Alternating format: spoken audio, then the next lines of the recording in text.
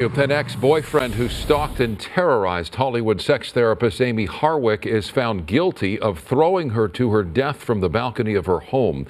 The jury convicted 45-year-old Gareth Pursehouse of first-degree murder in the 2020 slaying. KTLA's Rick Chambers live in downtown LA with the latest on the case that grabbed international attention. Rick? Yeah, Sandra, prosecutors say that Mr. Pursehouse planned this killing, and he was actually there waiting for Amy Harwick when she returned home on the night of the murder. Now, defense attorneys maintain, well, maybe she fell while climbing over the railing on the balcony, but jurors weren't buying it.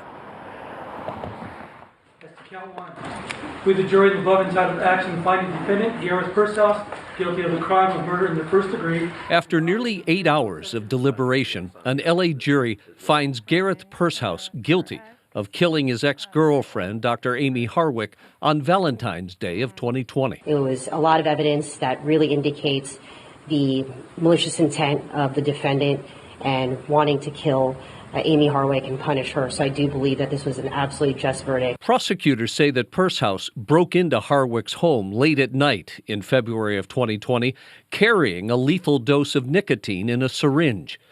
But during a loud and violent struggle, strangled the well-known sex therapist and threw her over a third-floor balcony. The two had dated and broken up in 2012 because of physical abuse. And over the next 8 years, Harwick told friends that she still feared Pursehouse and had 2 restraining orders against him. But 2 weeks before her murder, Pursehouse confronted the doctor at a party and told her that she had ruined his life. Harwick's friends believed that he was obsessed with her and stalked her right up until the end, and they welcomed the verdict. It's never going to feel better. It's never going to feel okay.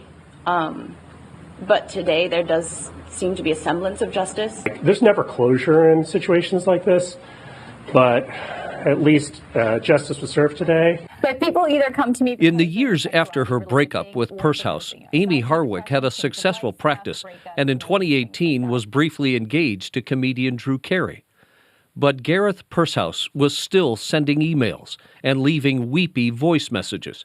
At one point, the doctor told her friends, "If anything happens to me, it would be Gareth." Jurors today decided she was right.